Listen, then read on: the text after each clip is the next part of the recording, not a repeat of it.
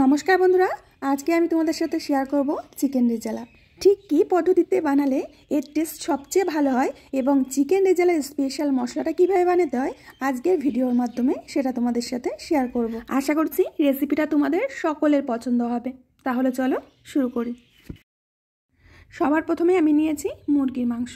এখানে 1 কিলো মুরগির মাংস আছে আর পিসগুলো আমি ঠিক এইভাবে বড় বড় করে নিয়েছি। মাংসটাকে প্রথমে ম্যারিনেট করে নিতে হবে। এর জন্য আমি টক দই দিচ্ছি। টক দই এখানে আছে প্রায় 150 থেকে 200 গ্রাম। তো পুরো টক দইটা আমি দিয়ে দিয়েছি। এখন দিয়ে দেবো স্বাদ মতো লবণ, দিয়ে দেবো হাফ চামচ গোলমরিচের গুঁড়ো। এবার দিয়ে দেবো 1 চামচ আদা রসুন বাটা, দিয়ে দেবো সামান্য একটুখানি হলুদ। তোমরা চাইলে এখানে হলুদের বদলে কেশরের ব্যবহারও করতে পারো। তো আমার হাতের কাছে কেশর ছিল না, এর জন্য সামান্য হলুদ দিয়ে কেশরের কাজটা সেরে দিলাম। তো খুব ভালো করে আমি এইভাবে মাখিয়ে নিচ্ছি। এবার মাখানো হয়ে গেছে, সবশেষে এর মধ্যে দিয়ে দেবো আমি সাদা তেল। সাদা তেল দিচ্ছি এখানে 2 থেকে 3 চামচ। এবার তেলটাকেও খুব ভালো করে মাখিয়ে নিতে হবে। তো খুব ভালো করে আমি মেখে নিয়েছি।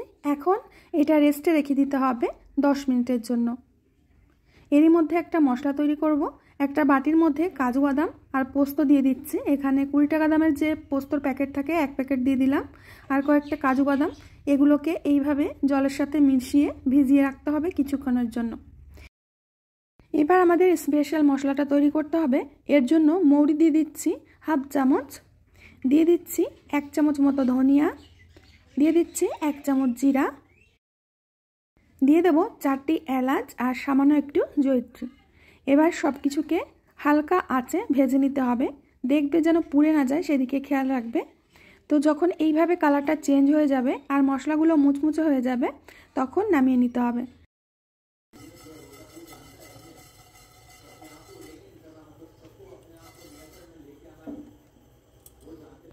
এবার চিকেন রেজালা বানানোর জন্য কড়ার মধ্যে আমি দিয়ে দিচ্ছি 4 থেকে 5 চামচ সাদা তেল, আর এর মধ্যে দিয়ে দেব 3 থেকে 4 চামচ মতো ঘি। এবার তেলের সাথে ঘিটাকে মিশিয়ে খুব ভালো করে গরম করে নেব। এখন এই গরম তেলের মধ্যে দিয়ে দেব 2টো তেজপাতা, দিয়ে দেব 4-5টি শুকনো লঙ্কা, দিয়ে দেব 1 টুকরো দারচিনি আর কয়েকটা লবঙ্গ।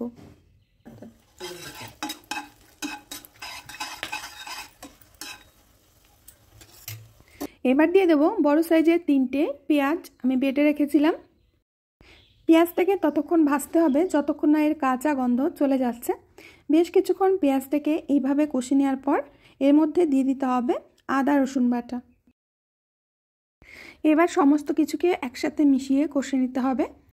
যেহেতু আদা রসুন আর পেঁয়াজ সব কিছুরই পেস্ট করেছি, তো এটা কষতে খুব বেশি একটা সময় লাগবে না। অল্প সময়ের মধ্যে দেখবে যে কষা হয়ে গেছে আর ওপর থেকে এইভাবে তেল ছেড়ে দিচ্ছে।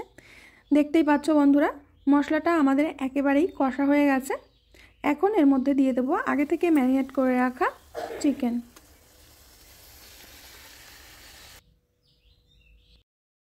এবার খুব ভালো করে মশলার সাথে চিকেনটাকে কষে নিতে হবে। আজকে এই ভিডিওটা দেখতে যদি কোনো নতুন বন্ধু এসে থাকো, প্লিজ আমার চ্যানেলটিকে সাবস্ক্রাইব করবে, পাশে থাকা বেল বাটনের অল অপশনে ক্লিক করবে। আর যদি ফেসবুক থেকে দেখে থাকো, অবশ্যই পেজটিকে ফলো করবে নিত্য নতুন রেসিপির আপডেট পাওয়ার জন্য। তো বন্ধুরা, দেখতেই পাচ্ছ আমরা খুব ভালো করে চিকেনটাকে কষে নিয়েছি। এখন ঢাকা দিয়ে রান্না করে নেব 10 থেকে 15 মিনিট। প্রায় 5 মিনিট পর আমি ঢাকনা খুলে তোমাদের দেখিয়ে দিচ্ছি যে চিকেনটা থেকে কতটা জল বেরিয়েছে। তো আবারও একটু নেড়ে চেড়ে মিশিয়ে দিয়ে আবার ঢেকে দেব 10 মিনিটের জন্য।